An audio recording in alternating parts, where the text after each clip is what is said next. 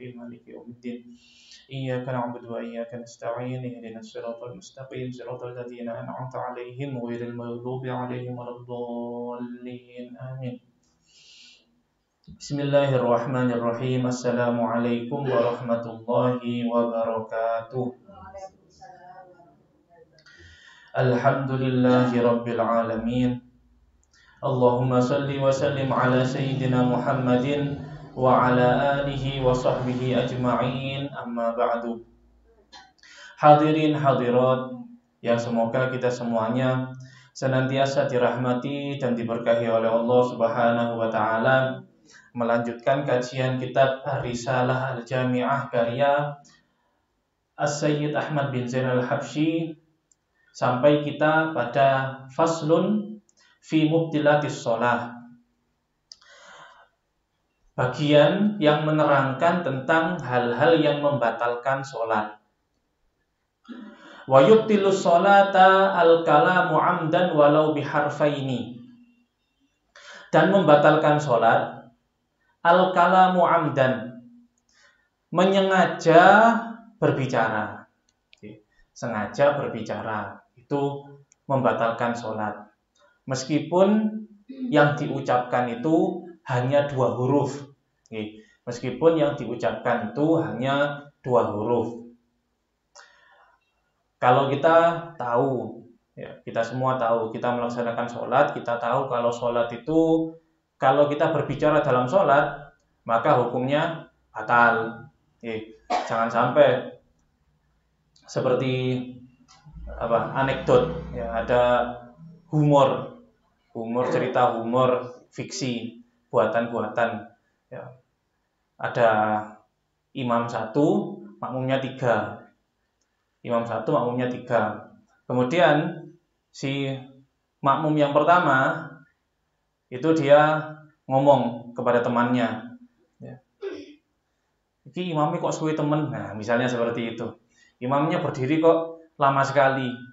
Terus yang satu jawab, "Gak boleh ngomong lek sholat." Nah, ya. Yang ketiga, "Loh, lah kamu dhewe ngomong ngono." Imamnya terprovokasi, ya. Ya. Yo, sakmene sing meneng aku tok. Nah. Itu anekdot, ya. Satu humor yang menunjukkan bahwasannya ya memang di dalam sholat itu tidak boleh menyengaja untuk berbicara. Tapi yang perlu kita tahu, meskipun berbicaranya itu bukan pembicaraan manusia, tapi kalau misalnya kita berucap di dalam sholat dan ucapan tersebut hitungannya 2 huruf. Misalnya apa? Ini yang sering terjadi. Apa? Kelangopan. Kelangopan itu apa bahasa Indonesianya? Ya, menguap, ya, menguap. Menguap itu kan kadang mengeluarkan suara. Wah. Nah, seperti itu. Itu kalau dihitung atau diteliti hurufnya, yaitu bisa 2 huruf, 3 huruf. Kalau dia ini saja wis a. Nah, kalau huruf hijaiyahnya alif. Nah, itu sudah membatalkan sholat, ya. Yang seperti itu membatalkan sholat. Kalau ditahan, ya seharusnya ditahan dan tidak mengeluarkan suara nahannya. Jenengan menguap pun tidak masalah, yang penting suaranya itu tadi tidak keluar, ya. Menguap tidak masalah, tapi yang penting tidak keluar suara. Batuk itu beda lagi, ya. Itu bukan menyengaja, itu darurat. Darurat, batuk darurat. Batuk, pokoknya batuknya enggak terus kebabasan. Batuk kan cukup gitu kan. Gitu. Dibuat-buat seperti itu, ya. Mungkin seperti itu. Nah, itu kejadian biasanya kalau hujan-hujan seperti ini musim hujan, musim penyakit, flu, batuk dan lain-lain itu bahkan di pondok. Ya di pondok itu kadang yang anak kecil-kecil masih belum belajar fikih secara mendalam, maksudnya masih baru-baru lah, santri-santri baru itu kalau musim-musim batuk itu terus di masjid batuknya saut-sautan, ya sebelah sana batuk, terus yang sana batuk tapi dibuat-buat, yang sana batuk, nanti lantai 2 batuk, dijawab lantai dasar, batuknya gantian seperti itu. Ya, itu kadang kita ngasih arahan kepada mereka nggak boleh, meskipun itu bukan bukan suara pembicaraan, tetapi batuk tersebut bisa jadi keluar 2 huruf, ya. Apalagi kalau batuknya itu main-main, ya. Main-main itu tanpa keluar 2 huruf pun itu sudah membatalkan sholat, ya. Keluar suara dan keluar suaranya itu main-main, nah itu juga membatalkan sholat, gitu, seperti itu. Walau biharfa ini, meskipun hanya 2 huruf. Wanasian, dan seseorang dia batal sholatnya apabila dia lupa terus ngomong di dalam sholat, lupa kalau sholat terus ngomong. In kasuro, apabila omongannya itu banyak, apabila omongannya itu banyak meskipun dia lupa di dalam sholat, ya misalnya refleks, ada orang jatuh, kemudian iku lo, tulu kono. Nah, misalnya seperti itu. Dia di dalam sholat, ya batal sholatnya. Karena apa? Banyak. Ya, meskipun refleks itu kan berarti lupa. Ya, ada kalanya refleks itu lupa, gak sadar. Refleks, tapi omongannya itu banyak, maka itu juga membatalkan sholat. Seperti itu. Dasarnya adalah Nabi Muhammad SAW, beliau bersabda, Inna hadhihi sholah la yasluhu fiha syai'un min kalamin nas. Sholat ini tidak pantas ada kalam manusia. Ya, gak pantas di dalam sholat ini ada kalam manusia, ada omong-omongan manusia, itu gak pantas. Innama huwa tasbih wa takbir wa qiraatul Qur'an. Sholat itu isinya hanya baca tasbih, baca takbir, dan membaca Al-Quran. Maksudnya apa? Zikir. Sholat itu isinya adalah zikir dan doa. Tidak ada omongan manusia, meskipun pakai bahasa Arab. Meskipun pakai bahasa Arab, orang Arab dia itu ngomongnya pakai bahasa Arab, terus dumane bahasa Arab di dalam sholat dia ngomong coro Arab, nah itu juga membatalkan sholat. Kalau tidak ada unsur zikir, tidak ada unsur baca Quran di dalam sholat. Wa'an Zaid bin Arqam. Wah, ini ceritanya kayak santri tadi. Ini kan sahabat Zaid bin Arqam. Waktu awal-awal ada kewajiban sholat itu, beliau bercerita, kunna natakallamu fis sholat. Kita itu dulu pernah pas sholat omong-omongan. Ya, sahabat muridnya Nabi Muhammad SAW. Tapi ya, meskipun sahabat kan nggak terus semuanya langsung pinter. Kalau nggak ngaji ya nggak tahu.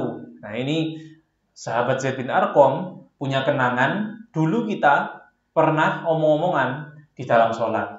Yukallimur rajul sahibahu, ya, saling sesama teman ini saling omong-omongan.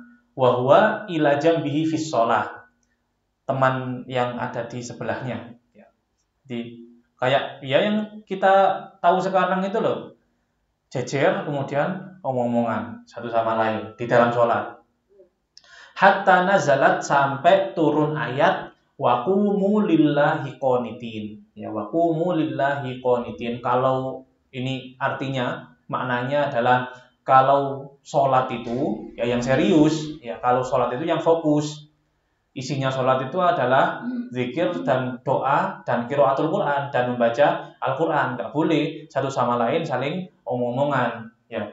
Fa umirna, maka kita diperintahkan bisukut, diam. Tidak boleh omong-omongan di dalam sholat. Wa nuhina 'anil kalam, dan kita dilarang berbicara di dalam sholat.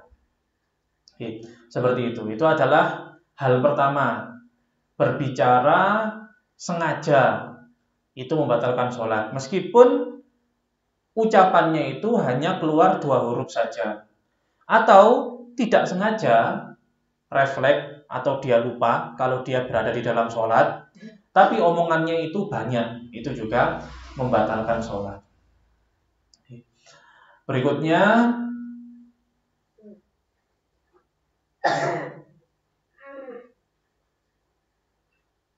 ini kayaknya tulisannya kebelenjak.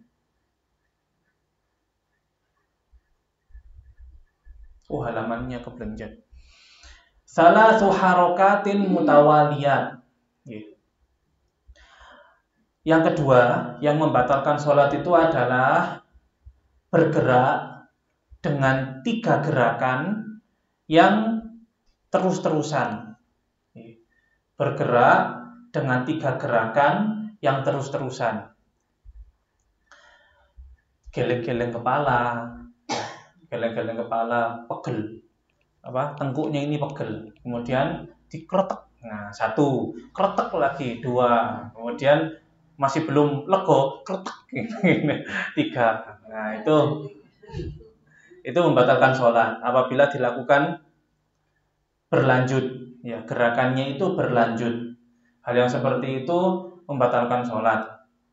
Atau gerakan yang paling sering itu adalah gerakan menggaruk, ya, menggaruk. Kalau menggaruknya itu hanya sekedar jari, itu tidak masalah. Tapi masalahnya ini yang menggaruk itu yang gerak adalah keseluruhan tangannya. Jadi semuanya ikut gerak semuanya. Nah, ini kan sudah 1, 2, 3 batal sholatnya, ya, seperti itu. Kecuali apabila gerakan tersebut dilakukan dengan bagian tubuh yang kecil. Di sini dijelaskan hal yang gerakan yang membatalkan sholat itu apabila gerakannya itu adalah dengan anggota tubuh besar. Anggota tubuh besar seperti kepala, seperti tangan, seperti kaki. Itu semuanya adalah anggota tubuh besar. Ya, badan juga seperti itu. Tapi apabila gerakan tubuhnya itu adalah gerakan tubuh, contohnya jari, jari. Kemudian 2 bibir, ini bibirnya itu gerak-gerak. Kemudian lidah, gerakan lidah, gerakan kelopak mata, ngedip, ya, ngedip itu. Gerakan telinga itu adalah bagian-bagian tubuh kecil, sehingga kalau bagian tubuh itu yang bergerak meskipun berkali-kali itu tidak membatalkan sholat, tidak membatalkan sholat. Ngedip, ya, kok di tengah-tengah sholat kemudian kelilipan. Ngedip meskipun berkali-kali tidak masalah karena ini adalah gerakan kecil. Sholat kemudian di dalam sholat kelilipan, tangannya yang main. Ini membatalkan sholat karena gerakan tubuh besar. Selilitan, ya, selilitan di dalam mulut itu. Di dalam sholat khawatir, nanti kalau dibiarkan maka sisa makanan ini akan masuk ke tenggorokan, dan ini pembahasan selanjutnya, dan itu membatalkan sholat. Sisa makanan yang kecil itu jika dia di dalam sholat dan masuk ke dalam tenggorokan maka akan membatalkan sholat. Dia khawatir sisa makanan ini sampai masuk ke tenggorokan, kemudian dia ingin untuk mengeluarkannya. Bagaimana caranya? Adalah dengan lidahnya. Ya, dengan lidahnya dia coba bagaimana, kemudian dia taruh di ujung lidah, kemudian dia ludahkan, kayak ludahkan dengan apa, meludah yang apa istilahnya, meludah yang halus itu kan bisa, kan seperti itu kan bisa. Nah itu tidak masalah. Nah tapi kalau tangannya yang main, kemudian tangannya kok, nah itu membatalkan sholat. Seperti itu, oke? Jadi yang membatalkan sholat 3 gerakan beruntun, 3 gerakan yang terus menerus itu membatalkan sholat apabila dia memakai bagian tubuh yang besar. Bagian tubuh yang besar itu yang mana? Ya selain jari, selain mata, selain ini kelopak mata, selain bibir, selain lisan lidah, dan kalau laki-laki itu ada selain burungnya, oke. Selain burungnya. Jadi itu adalah bagian-bagian tubuh yang kecil. Selainnya itu merupakan bagian tubuh yang besar. Ada orang kesusu gara-gara ingin untuk nututi jamaah sehingga dari rumah lari sampai di masjid, beniknya ini masih belum dipasang. Allahu Akbar, kemudian ini. Wah, itu kan apa itu? Ibadahnya, semangatnya dapat, semangat ibadahnya itu dapat, tetapi ibadahnya tidak diilmoni, sehingga apa? Keliru. Jadi ilmu itu penting. Seperti itu.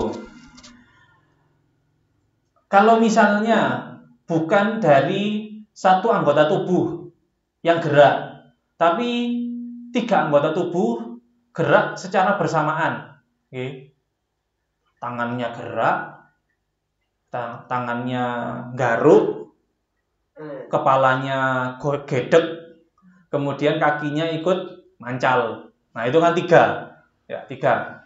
Itu juga sama membatalkan sholat karena ada 3 gerakan dalam satu waktu yang sama. Beda kalau misalnya jenengan biasanya HP, ya HP kalau laki-laki itu ditaruh di sini, kemudian pas rukuk kok khawatir jatuh HP-nya, kemudian dipegang, ya. Gerakan menuju megang ini, ya, gerakan menuju megang ini kan satu gerakan. Kemudian dia diem, kemudian HP-nya diambil. Nah, ini gerakan yang kedua. Itu gerakan yang kedua. Tapi ini bukan lanjut, ya, gak beruntun atau gak terus-terusan. Gerakkan tangan, kemudian diem dulu, kemudian setelah itu diambil HP-nya, digerakkan lagi, seperti itu boleh. Ya, biasanya kalau yang bukan HP ya, yang ini ceritanya orang-orang baik. Orang sholat misalnya di dalam sholatnya dia itu sambil bawa Quran. Sholat sambil sholat itu dia sambil bawa Quran. Jadi biasanya dia ada meja di sebelahnya, Quran diambil. Nah, ini gerakan ngambil Quran ini kan 1 kali, 1 sudah dia membaca Quran ketika berdiri. Kemudian setelah itu mau rukuk ditaruh Qurannya, ya tangannya saja, nggak usah kepalanya juga, tangannya naruh di situ, terus langsung rukuk. Nah itu tidak masalah, meskipun ada gerakan di situ, tapi gerakan yang tidak 3 kali berturut-turut. Gerakan yang bukan 3 kali berturut-turut tidak masalah. Kemudian satu lagi, gerakan maju. Biasanya kita sholat jamaah ada di satu shaf. Kemudian tiba-tiba shaf depan kita ini kosong.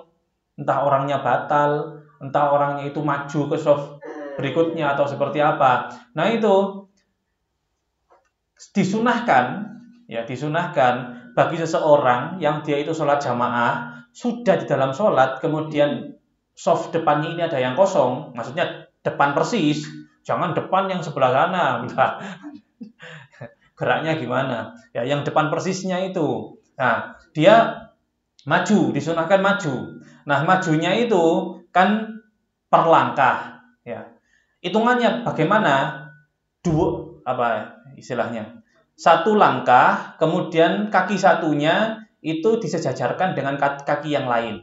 Itu hitungannya 1, bukan 2, nggih.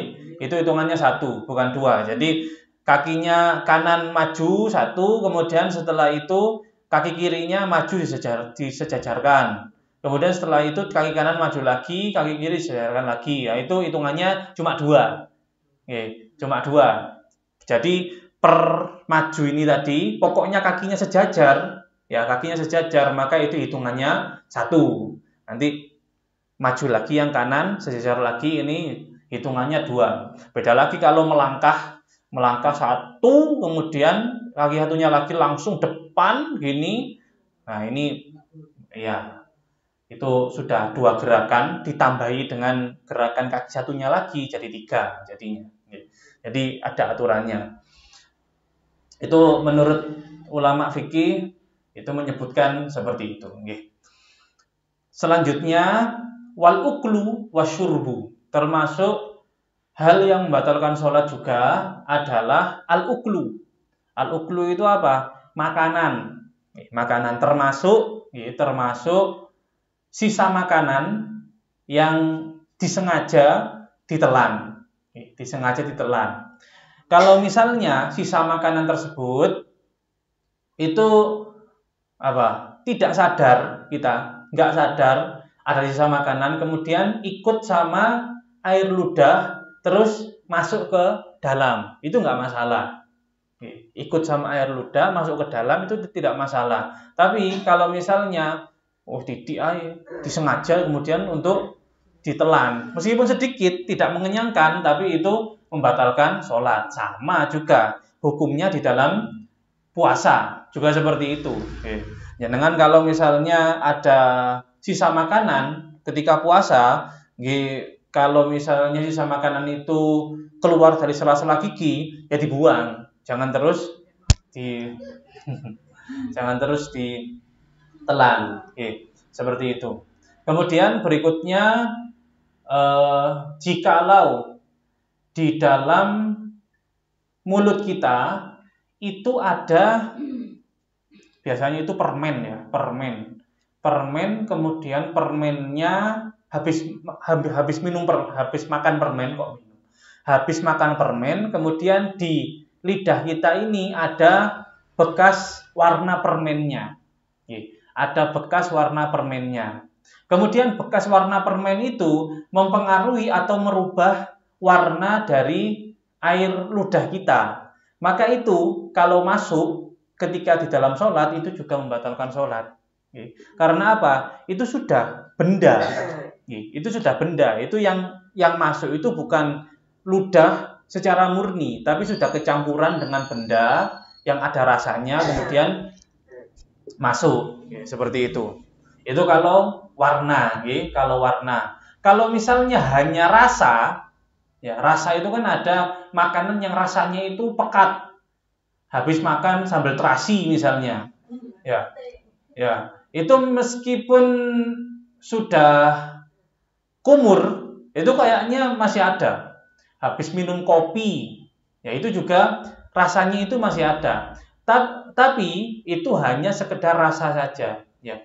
Kalau warna itu menunjukkan bahwasanya bendanya itu masih ada. Tapi kalau rasa belum tentu bendanya itu ada. Jadi kalau misalnya ludah tersebut tidak berubah warnanya oleh rasa itu tadi, berarti rasanya kan ludahnya tidak bercampur dengan benda lain. Maka itu jikalau ditelan maka tidak masalah, tidak membatalkan sholat.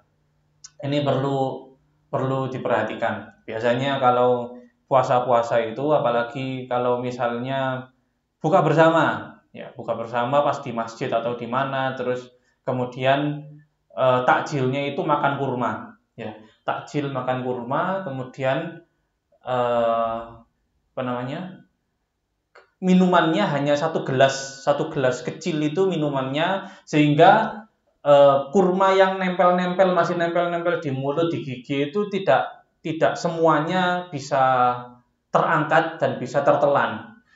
Kemungkinan di dalam sholat itu kayak seratnya kurma atau kulitnya kurma itu masih ada yang nyantol di mulut kita. Nah, itu perlu diperhatikan ketika terus kita sholat. Nah, ketika sholat itu kalau ada seperti itu muncul, ya diludahkan. Oh, masjid kok meludah? Ya caranya ini loh. Ini kita punya pakaian ini, kemudian dibuat tisu. Ya, dibuat tisu, diambil gini maksudnya, diambil gini. Ya, ditempelkan di pakaian kita sendiri. Jangan terus apa? Ya, terus dua masjid, jangan. Iya, kalau satu orang gak masalah. Mau 1000 orang tuh semua di masjid kan basin masjidnya. Oke, seperti itu. Ini ada teman dulu itu ya, ada teman. Masalah ini itu was-was. Ya, was-was tapi masalah ini. Jadi di dalam sholat, entah dia habis makan atau seperti apa, tapi sering kejadian seperti itu. Habis makan atau seperti apa, kemudian dia sholat. Nah, di dalam sholat itu, ya berarti kan santri, belajar fikih kan. Nah, itu terus diludahkan sama dia. Takwonya dibuka, kemudian diludahkan di dalam tubuhnya. Tapi berkali-kali gara-gara was-was itu tadi ya, gara-gara was-was kemudian dibuka, ini diludahkan berkali-kali. Yang nggak tahu kalau misalnya 1 hari, 2 hari, 3 hari kak ganti pakaian, baunya seperti apa nggak tahu. Karena was-was ini al-uklu wasyurbu, makan dan minum di dalam sholat itu membatalkan sholat. Kita nggak usah yang seperti itu, biasa-biasa saja. Nanti kalau sudah ada apa, sudah saya kasih tahu tadi, kalau misalnya gak sengaja tertelan ikut sama ludah, ya sudah, ya berarti gak sengaja. Ini kan sengaja, ya, yang sengaja itu yang membatalkan sholat. Berikutnya, wankishaful aurah, dan terbukanya aurat di dalam sholat itu juga membatalkan sholat. Ilam tustarhalan, apabila tidak langsung ditutup. Apabila tidak langsung ditutup.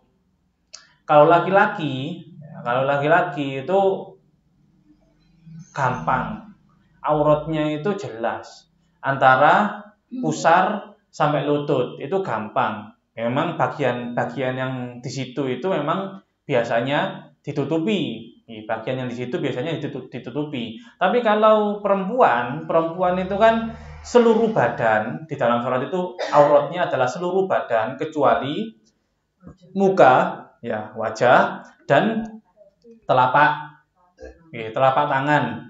Telapak tangan itu bagian punggung dan bagian ini perutnya. Itu ini sama ini kebuka gak masalah. Wajah kebuka gak masalah. Tapi yang lain kalau kebuka itu masalah.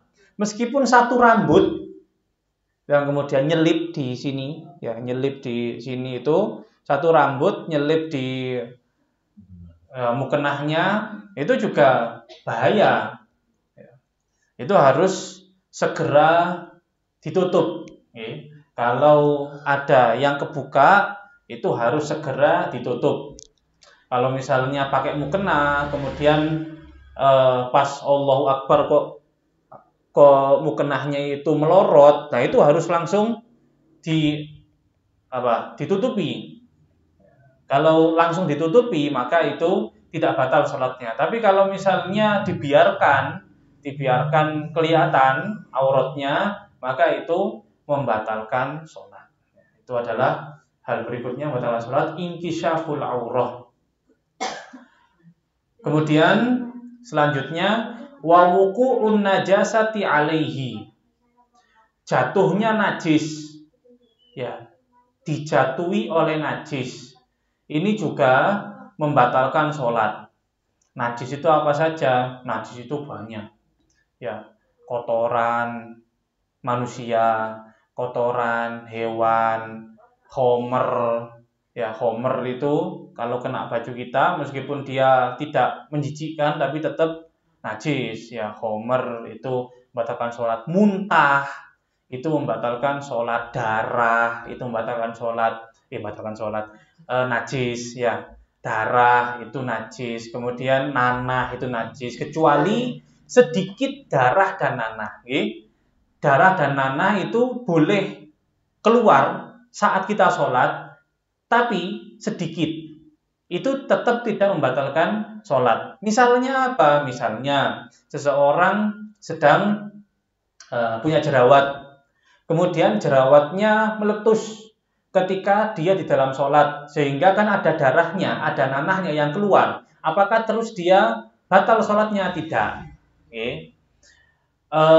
Dia punya dumal, udun, bisul, ya, punya bisul, kemudian meletus ketika di dalam sholat. Itu juga meskipun keluar darahnya, keluar nanahnya, tidak membatalkan sholat, kecuali dia sengaja diletuskan di dalam sholat.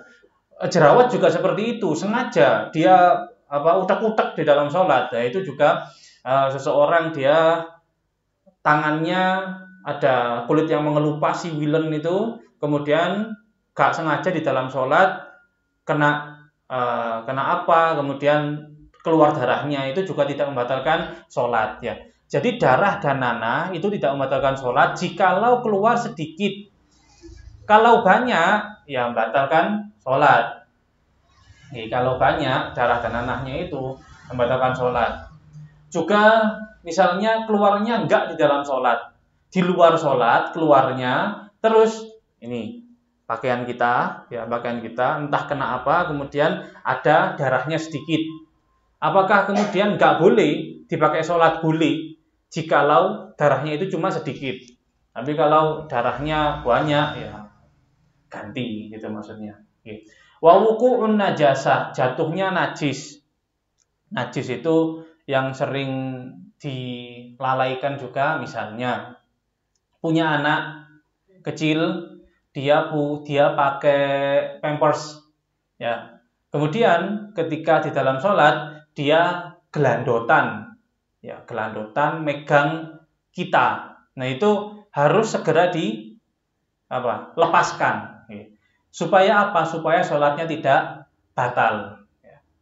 Gak apa-apa dia gelandotan, tapi seketika dia gelandotan, dia harus segera disingkirkan supaya sholat kita tidak batal. Kecuali kalau kita yakin dia habis mandi, badannya suci, kemudian pampersnya itu habis ganti, kemungkinan dia sekarang masih belum pipis, ya. Dia gelandotan terus kita biarkan di dalam sholat, ya tidak masalah. Kalau kita yakin bahwasanya dia nggak bawa najis. Tapi kalau kita ada kemungkinan, ya, dia bawa najis, maka ketika dia itu gelandotan harus segera disingkirkan. Ya, disingkirkan, ya bisa kan menyingkirkan harus. Kalau terus dijundu gitu.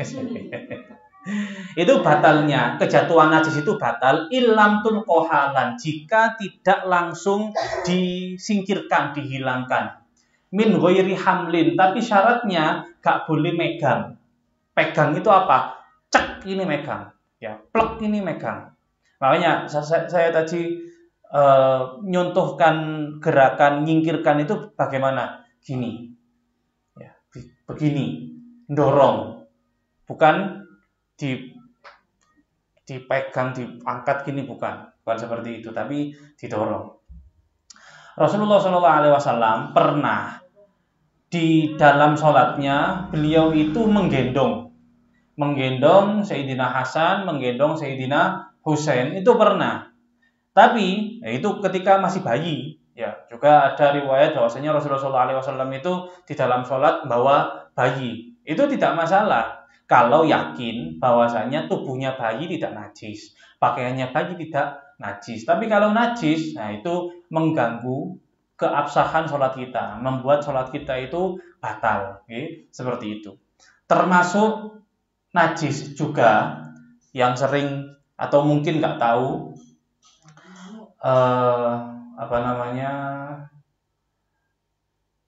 sayapnya laron. Sayapnya laron ini kan sering ada. Sayapnya laron atau sayapnya binatang-binatang serangga-serangga kecil itu karena apa? Makuti aminal bahima wa huwa hayy atau makuti aminal hayy fahuwa mayyit. Bagian tubuh binatang yang putus ketika binatang ini masih hidup itu hukumnya hukum mayit, bangkai.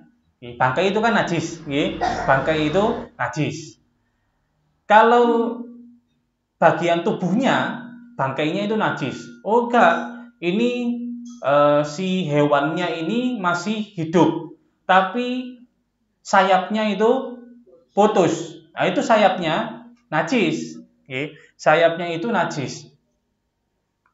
Seperti itu. Jadi bagaimana? Misalnya masjid sekarang musola itu kalau waktunya laron itu kemana-mana, gak bisa kita menghindarinya. Ya bawa sajadah, bawa sajadah, bawa serban. Pokoknya tempatnya itu dibeberi sajadah, kemudian jenengan sholat di atas sajadah jenengan. Kan steril, gak ada kan bawa dari rumah kan sajadahnya kan steril, nggak ada sayap-sayap binatangnya tadi. Nah itu aman, aman, ditutupi sama sajadah itu aman. Seperti itu perlu saya ingatkan karena mungkin banyak yang masih belum tahu kalau sayapnya hewan itu merupakan barang najis. Kalau kita sholat nginjak sayapnya hewan yang putus dari hewannya itu, maka juga batal sholat kita. Seperti itu. Wa yubtiluha, kemudian termasuk yang membatalkan sholat lagi adalah sabqul imam biruknaini fi'liyaini. Kalau kita jadi makmum kemudian mendahului imam dengan dua rukun fi'li. Dua rukun fi'li itu apa? Dua rukun yang rukunnya itu rukun gerakan. Rukun gerakan. Imamnya itu masih sujud yang pertama, kita sudah berdiri. Imamnya masih sujud yang pertama, kita sudah berdiri. Berarti apa? Kita mendahului imam tersebut di dalam duduk dan di dalam sujud yang kedua. Langsung berdiri. Nah ini membatalkan sholat. Pokoknya mendahului imam, ya makmum yang mendahului imam dengan dua gerakan, dua rukun gerakan sholat, maka sholatnya batal. Sholatnya batal. Sudah. Kemudian selanjutnya wakadzat takhallufu bihima bighairi uzrin, dan begitu juga ketinggalan dua rukun gerakan tanpa ada uzur. Ketinggalan dua rukun gerakan tanpa ada uzur. Kalau tadi nggak ada, bighairi uzrin ini nggak ada. Kalau tadi mendahului imam dengan dua gerakan itu tidak ada uzurnya, nggak ada uzur yang membenarkan kita mendahului imam dengan dua gerakan. Saya pernah sholat ketika di ziarah Nabi Hud, ziarah Nabi Hud. Jadi kampungnya Nabi Hud yang ada makamnya Nabi Hud itu kampungnya rami cuma setahun dua kali. Pas bulan Muharram sama pas bulan Sya'ban seperti ini. Itu pun gak satu bulan. Itu mulai tanggal 1 Sya'ban biasanya rame sampai tanggal 10 Sya'ban terus buyar lagi, nggak ada penduduknya lagi di situ. Itu saya ke kampungnya Nabi Allah Hud itu ziarah Nabi Hud, kemudian sholat di masjid di sana itu kan yang ada payupannya, yang ada ininya itu cuma 2-3 soft. Kalau sudah di belakang sana, ya sudah nggak ada tutupannya, nggak ada tutupannya. Sudah, bukan, masjid, bangunan masjid. Tapi bangunan masjidnya itu yang dipersiapkan ada payupannya itu cuma 2-3 soft seperti inilah. Kemudian di belakangnya ya masih masjid, tapi cuma apa? Los gitu. Ya, los, iya, los. Kenapa kok seperti itu? Ya, kok seperti itu? Karena udaranya panas, ya. Udaranya panas. Sekiranya orang yang ada di masjid, ya, orang yang ada di masjid itu tidak terlalu jauh dengan udara, dengan sumber hawa atau sumber udara itu. Kalau 2-3 soft misalnya, ini los, nggak ada tembok ini, nggak ada los. Ini 3 soft kan, 1, 2, 3. Kira-kira jenengan di sini, keadaan di luar sana panas, okay? Tapi angin masih ada, kan tidak terlalu sumuk gitu loh maksudnya. Beda lagi, kalau misalnya masjid itu 25 soft, tutupannya itu panjang, kemudian baru ada udara itu di sebelah sana. Bayangkan bagaimana pengapnya di bagian depan itu. Ya, bagaimana pengapnya itu bisa dibayangkan. Itu Masjidil Haram kan seperti itu. Ada yang ada payupannya itu cuma sedikit. Yang lainnya itu suhun. Suhun itu ya los itu, nggak ada payupannya. Ya gambarannya kira-kira seperti itulah. Tapi kalau di Masjidil Haram kan sholatnya di pinggirnya Ka'bah yang nggak ada payupannya itu kan. Tapi kalau di sana itu imamnya sama sof-sof awal itu ya di dalam sini. Yang datang belakangan itu di belakang sana. Nah itu. Dulu kan kita ketika mondok itu haram kita pakai ini serban itu kan haram. Ya.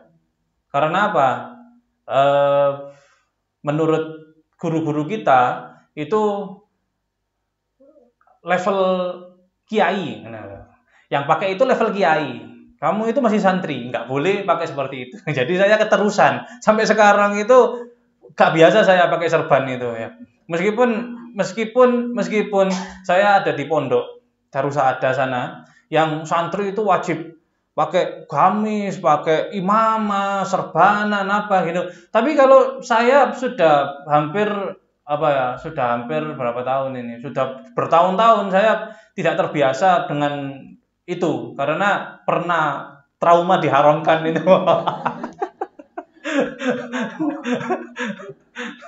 Pernah trauma diharamkan. Sekarang enggak, sekarang sudah agak longgar. Dulu memang kita angkatan pertama itu angkatan VOC gitu maksudnya. Masih pendidikannya itu pendidikan militer gitu maksudnya.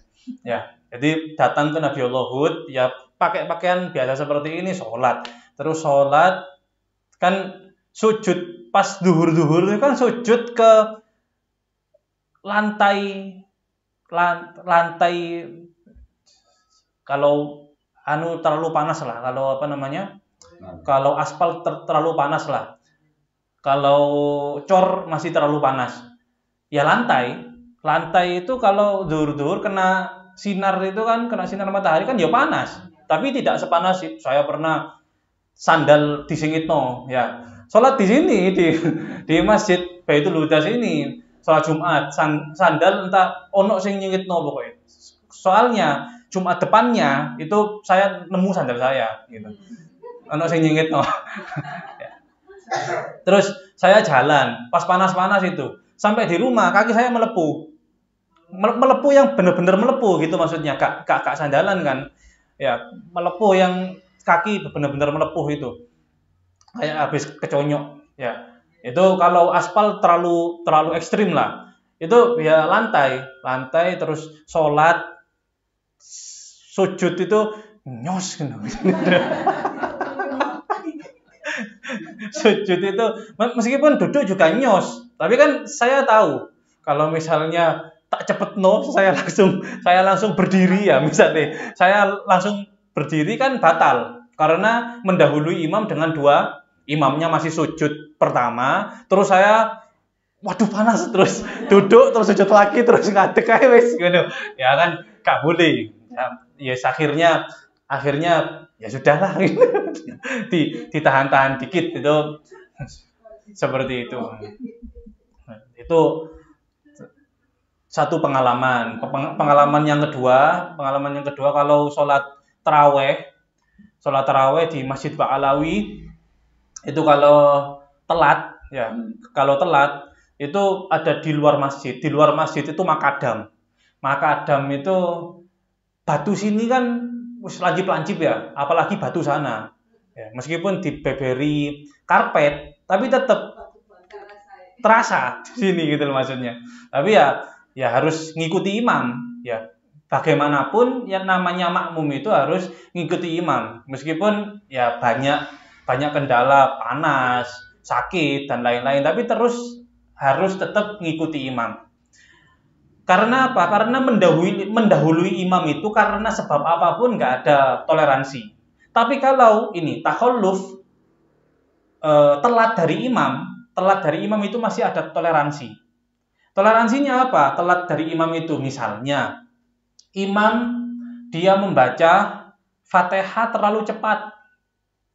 Baca surat terlalu cepat. Makmumnya kecelik.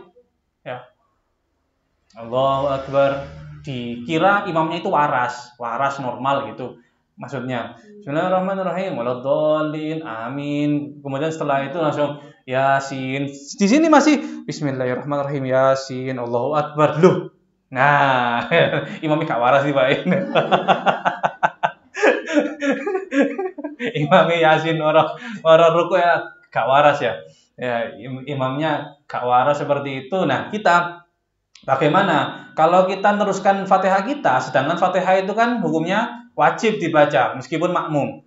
Kalau kita teruskan Fatihah kita akan kehilangan atau kita akan ketinggalan banyak rukun. Kan dia habis Yasin, kemudian ruku, terus tidal, kemudian sujud. Kan cepet kan gerakannya kan. Kita mungkin nututi ruku, baru bisa ruku itu ketika imam duduk di antara dua sujud. Itu kan berarti sudah ketinggalan banyak rukun. Tapi ini termasuk uzur. Termasuk alasan kita boleh ketinggalan lebih dari dua rukun. Boleh ketinggalan lebih dari dua rukun, itu seperti ini. Kemudian misal uzur lagi atau alasan lagi. Biasa sholat jamaah. Kok kemudian sholat zuhur, ya sholat jamaah zuhur, dan suasananya itu mendung, koyok-koyok maghrib. Ya. Apalagi kalau misalnya lampunya di musola atau di masjid itu dihidupkan, kan kayak maghrib sudah ya, kayak maghrib habis Allahu Akbar santai aja, Allahu Akbar kabira, alhamdulillah katsira, wa subhanallah wa bihamdihi wa asila. Kemudian kan dia nyangkanya maghrib, habis Allahu Akbar itu terus baca iftitah, kemudian nyangkanya itu maghrib. Imamnya kemudian tiba-tiba ruku. Ruku. Oh iya zuhur. Zuhur. Karena apa? Ya lupa karena suasananya lampu dihidupkan. Seakan-akan sekarang itu maghrib. Nunggu imam baca Fatihah. Ya, nunggu imam baca Fatihah. Kok kemudian ruku kecelik berarti. Ternyata ini zuhur. Ya, ini termasuk uzur. Jadi tetap harus baca Fatihah. Tetap harus baca Fatihah dan boleh dia ketinggalan meskipun lebih dari dua rukun. Meskipun lebih dari dua rukun. Batasnya sampai kapan? Batasnya adalah dia harus sudah ruku ketika imamnya menuju berdiri rakaat berikutnya. Berdiri rakaat berikutnya dia harus sudah ruku. Kalau sudah sujud, ya tambah bagus gitu maksudnya. Minimal imamnya menuju berdiri, dia sudah ruku, minimal seperti itu. Jadi boleh dia ketinggalan rukun banyak kalau dia ada uzur. Jadi kalau ketinggalan imam itu masih ada uzurnya. Tapi kalau mendahului imam itu tidak ada uzurnya. Seperti itu.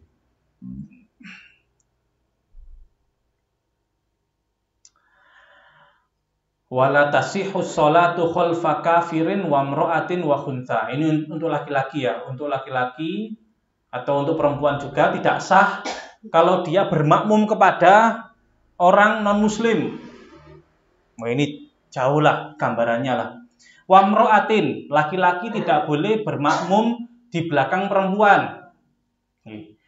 Laki-laki tidak boleh bermakmum di belakang perempuan. Jadi perempuan dia itu jadi imamnya perempuan. Laki-laki boleh jadi imamnya laki-laki dan perempuan. Seperti itu. Tapi kalau laki-laki, ya kalau laki-laki jadi makmumnya perempuan, nggak boleh. Itu kan tidak tidak berperadaban itu, tidak kesetaraan gender itu. Buat apa? Dibedakan antara laki-laki dan perempuan. Nah, masalahnya gini, kalau laki-laki dia jadi makmumnya perempuan, kira-kira yang dilihat itu bacaannya apa bokongnya, gitu maksudnya. Kalau sama perempuan nggak apa-apa ya? Yang imami perempuan, yang makmumnya perempuan, gitu. Boleh. Yang ngimami perempuan, yang makmum perempuan, gak masalah. Tapi kalau yang ngimami perempuan, yang makmum laki-laki, ya ini yang masalah. Ini yang masalah. Wa khuntha, dan khuntha itu adalah seseorang yang dia punya dua kelamin dan masih belum jelas condong laki-laki atau perempuannya. Ya, jadi apa ya itu pokoknya. Bukan banci ya. Banci itu banci itu laki-laki. Kenapa? Ya, itu. Tapi yang masih belum jelas kelaki-lakian atau keperempuanannya. Kalau misalnya sudah jelas dia punya dua kelamin, ya, punya dua kelamin, punya kelamin laki-laki, punya juga kelamin perempuan, tapi dia jelas perempuan karena haid dan yang berfungsi itu cuma satu kelamin perempuan saja, ya jelas dia perempuan. Maka hukumnya ya ikut perempuan. Kalau misalnya dia tiba-tiba jadi si khunsa ini jadi imamnya laki-laki, ya nggak sah. Gitu maksudnya. Ya, kalau dia masih belum jelas si khunsa ini, wandu tadi, kalau masih belum jelas laki-laki atau perempuannya, maka dia dilarang menjadi imam. Dilarang menjadi imam. Nah, itu yang diterangkan di sini di dalam kitab ini tentang hal-hal yang membatalkan sholat itu kira-kira itu. Ini mau saya lanjut sedikit tentang zikir-zikir atau kegiatan Rasulullah SAW ketika sehabis sholat. Bismillahirrahmanirrahim. Wa 'anil Mughirah bin Syu'bah radhiyallahu anhu anna Nabi sallallahu alaihi wasallam kana yaqulu fi duburi kulli sholatin maktubatin. Ya. Rasulullah sallallahu alaihi wasallam itu sering setiap habis sholatnya sholat fardu. Kalau di sini jelas beliau menyebutkan sholatnya itu adalah sholat fardu. Setelah sholat fardu, Rasulullah sallallahu alaihi wasallam itu membaca la ilaha illallah wahdahu la syarikalah lahul mulku wa lahul hamdu wa huwa ala kulli syai'in qadir. Allahumma la mani'a lima a'tait wa la mu'tiya lima mana'ta wa la yanfa'u dzal jaddi minkal jadd. Muttafaqun alaih. Jadi ini termasuk zikir yang diamalkan oleh Rasulullah SAW setelah sholat fardu. La ilaha illallah wahdahu la syarikalah. Tidak ada Tuhan selain Allah. Allah saja Tuhan itu, tidak ada sekutu baginya. Lahul mulku, hanya Allah yang memiliki kerajaan ini. Walahul hamdu, dan hanya Allah yang patut untuk dipuji. Wa huwa ala kulli syai'in qadir, dan Allah mampu akan segala sesuatu. Allahumma la mani'a lima a'tait. Ya Allah, tidak ada yang bisa menghalangi apabila Engkau mau memberi. Ya, tidak ada yang bisa menghalangi kalau Engkau mau memberi. Wala mu'tiya lima mana'ta, tidak ada yang bisa memberi kalau Engkau ingin untuk menghalangi. Wala yanfa'u dzal jadd minkal jadd, dan tidak ada status atau tidak ada kekayaan yang bisa melindungi seseorang dari kemurkaanmu. Itu artinya seperti itu. Yang ini biasanya kita amalkan, la ilaha illallah wahdahu la syarikalah lahul mulku wa lahul hamdu wa huwa ala kulli syai'in qadir. Ini biasanya diamalkan. Tapi ada satu doa lagi, Allahumma la mani'a lima a'tait wa la mu'tiya lima mana'ta wa la yanfa'u dzal jadd minkal jadd. Ini boten napa-napa. Nah, ini kan cerita Rasulullah nih kan. Rasulullah seperti itu. Wa an Sa'ad bin Abi Waqqas radhiyallahu anhu anna Rasulullah sallallahu alaihi wasallam kana yata'awwadzu bihinna dubura kulli sholatin. Rasulullah sallallahu alaihi wasallam ketika sehabis sholat beliau itu berlindung dari ini. Berlindung dari apa? Allahumma inni a'udzubika minal bukhli. Ya Allah, saya berlindung kepadamu dari sifat pelit. Dari sifat pelit. Wa a'udzubika minal jubni, dan aku berlindung kepadamu dari sifat pengecut. Wa a'udzubika min an uradda ila ardalil umri, dan aku berlindung kepadamu dari aku dikembalikan ke umur yang paling hina. Umur yang paling hina. Umur yang paling hina itu umur ketika seorang manusia sudah lupa-lupa, pikun, gak bisa ngapa-ngapain sendiri, mau kencing, mau buang kotoran, harus dibantu sama orang, mau makan gak bisa makan, langsung kecapan dari mulutnya, harus diselang dari hidungnya dan lain-lain. Itu namanya ardalul umri.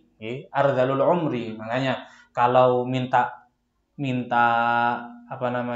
panjang umur itu boleh. Minta panjang umur itu boleh.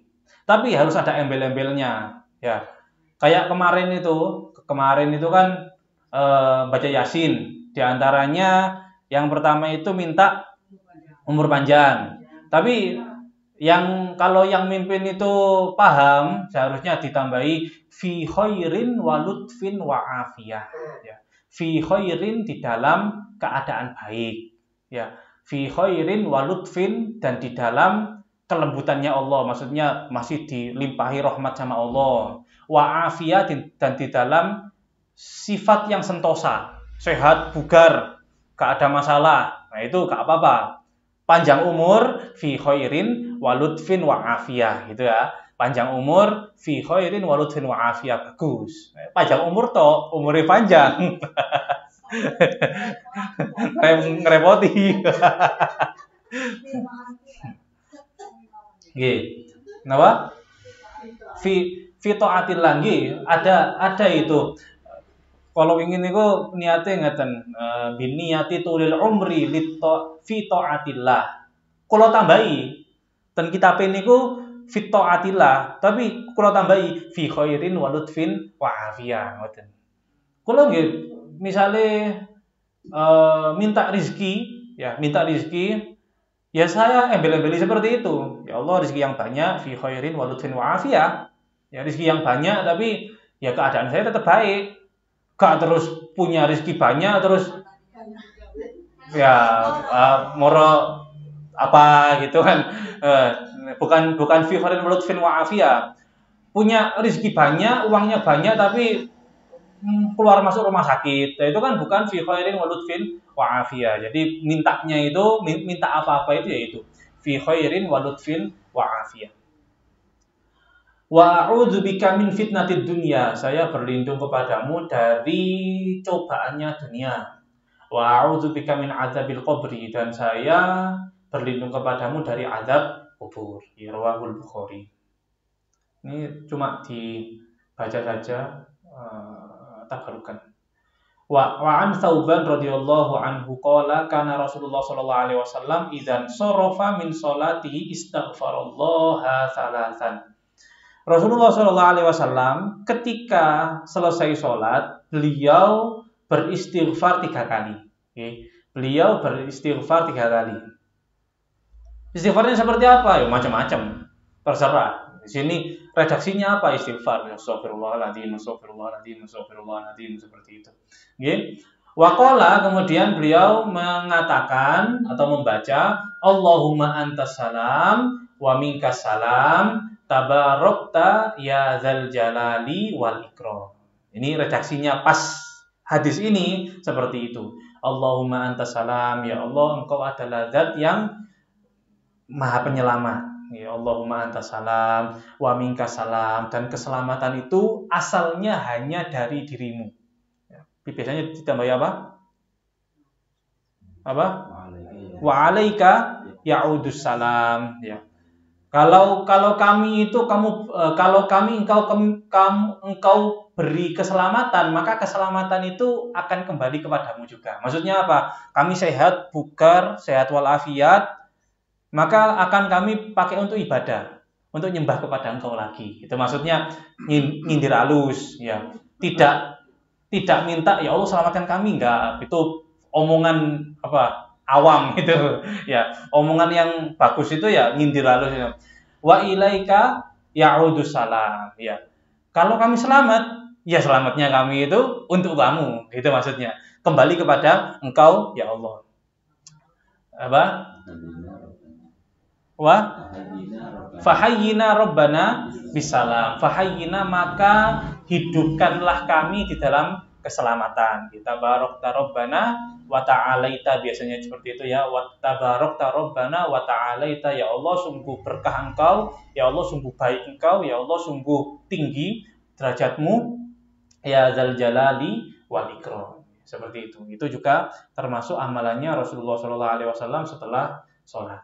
Wa Nabi Hurairah radhiyallahu anhu an Rasulillah sallallahu alaihi wasallam qala man sabbahallaha dubura kulli sholatin thalathan wa thalathin.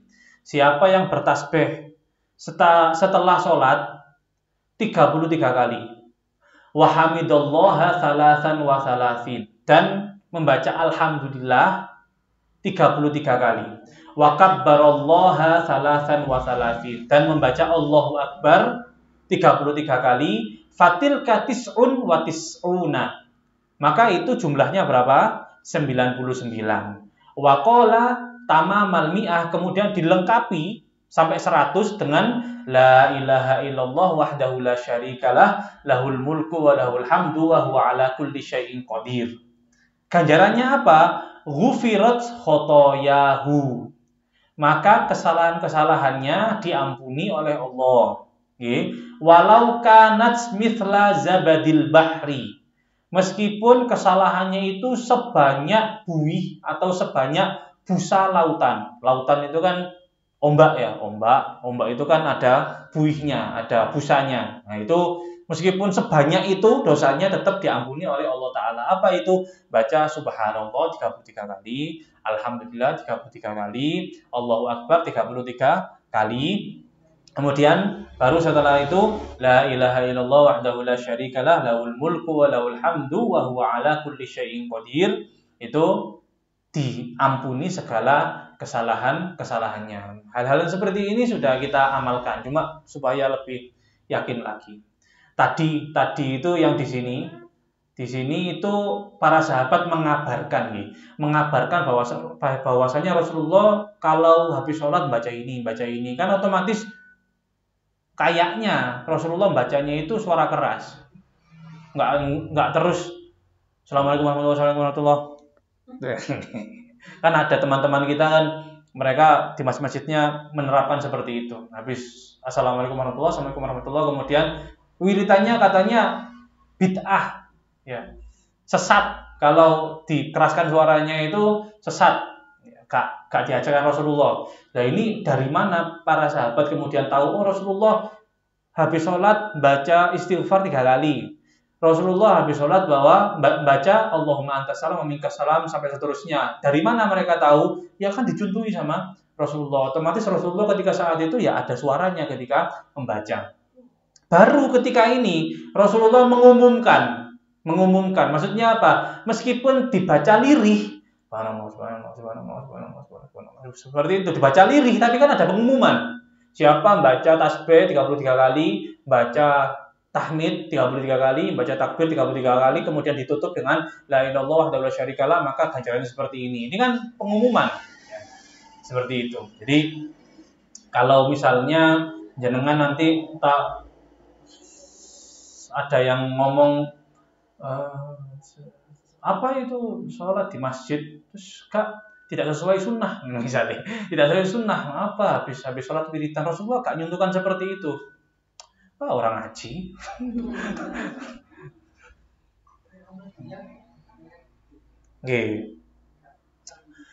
Wa an Mu'adz bin Jabal anna Rasulullah sallallahu alaihi wasallam qala lahu usika ya Mu'adz. Ini sahabat Mu'adz bin Jabal. Beliau diwasiati oleh Rasulullah SAW, la tada'anna dubura kulli sholatin antakul, jangan kamu tinggalkan setiap habis sholat untuk membaca Allahumma a'inni ala dzikrika wa syukrika wa husni ibadatik. Allahumma a'inni ala dzikrika wa syukrika wa husni ibadatik. Artinya, ya Allah, bantu saya untuk mengingatmu. Ya Allah, bantu saya untuk bersyukur kepadamu. Ya Allah, bantu saya untuk beribadah yang bagus kepadamu. Seperti itu. Rawahu Ahmad wa Abu Dawud wa Nasai bisanadin qawi.